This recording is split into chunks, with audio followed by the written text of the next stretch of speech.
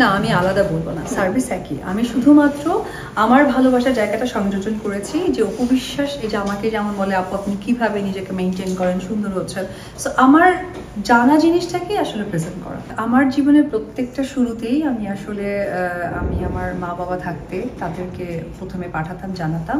তো আজকে আমার এই সেলুন ওপেনের জন্য আমি তো খুবই শর্ট নোটিসে বলেছি, তার জন্য আমি স্পেশালি ধন্যবাদ জানাতে চাই প্রথমে সাংবাদিক ভাইদেরকে, যে জাস্ট আমি বিকেলে বলেছি যে আমি ওপেন করে দিব, তারা জাস্ট মানে বিকেলের ওই নোটিসে আজকে কিন্তু প্রত্যেকটা মানুষ এখানে উপস্থিত হয়েছে ভালোবাসা থেকে। তো ওই রকম আমার প্রত্যেকটা শুরুতেই আমার যেটা হয়, আমি ওনাকে কিন্তু সফট রিমাইন্ডারটা দিয়ে দিই। সো আমি তাকে দিয়েছি এবং উনি আমাকে শুভেচ্ছা শুভকামনা জানিয়েছেন। আচ্ছা, নিজের পছন্দের জিনিস অন্য কেউ নিয়ে গেলে আপনি আসলে রিয়েক্ট করেন নাকি দিয়ে দেন? জানি না।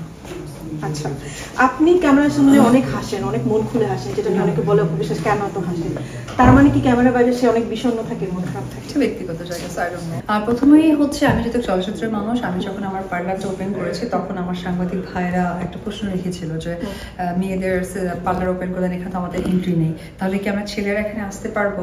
তো আসলে একটা নায়িকার আমি বলবো বা একটা অভিনেত্রী, চলচ্চিত্র অভিনেত্রীর ক্ষেত্রে সাংবাদিক আসলে পরিপূরক একটা জায়গা, কিন্তু সেটা কোনোভাবে অস্বীকার করার কায়দা নেই, আর আমি তাদেরকে অনেক রেসপেক্ট করি। তো ওই জায়গা থেকে আমার মনে এক কোনায় ছিল যে যদি সুযোগ পাই তাহলে অবশ্যই আমি এই সেক্টরটাকে আমি একটু স্ট্রংলি ধরার চেষ্টা করবো, যেটা আলটিমেটলি আজকে ইনশাল্লাহ পেরেছি।